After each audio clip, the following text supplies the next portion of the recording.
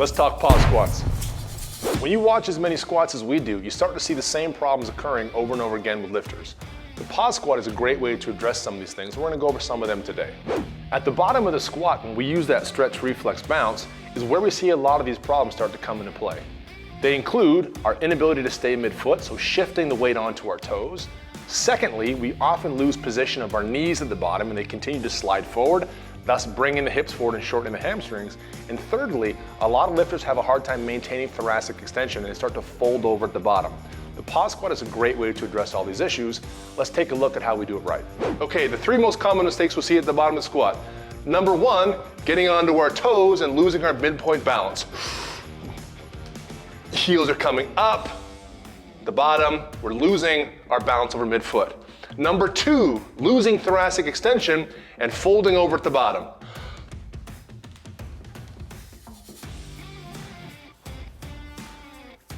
Thirdly, knees not holding their position and continuing to shuffle and having knee slide.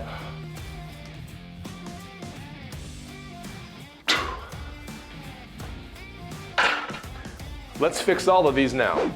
The reason why the pause squat works so well is because you can't keep doing these mistakes while you're at the bottom holding your position. If you maintain a solid 2 to 3 second count at the bottom, you're really gonna feel when you shift on your toes, you're gonna feel your knees sliding a little bit as well, and you won't be able to stay down there long enough if your chest is rounding forward. Let's look how to do this thing right now.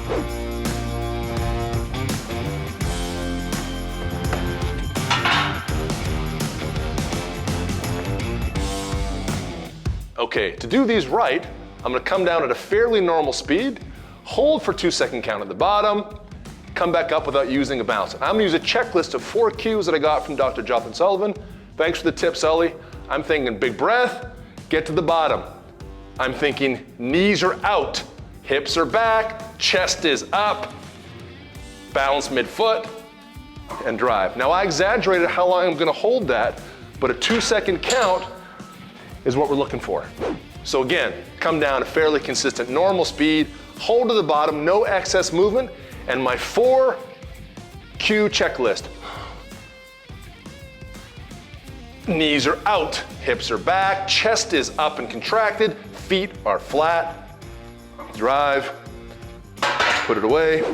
So how do we program these things here? This can easily be inserted when we're trying to troubleshoot some of these issues. It can be a regular day when you're squatting your 3 sets of 5. Usually change it to sets of 3, 4 at the most. Or it's a great light day variation to get a bunch of work done because the time under tension is significantly longer. You can get a bunch of work done with a little bit lighter weight. Works just fine. If you'd like to learn how the barbell can transform your body and literally change your life, there's no better place to be than right here with us at Brussels Barbell. Strength matters. Find yours with us.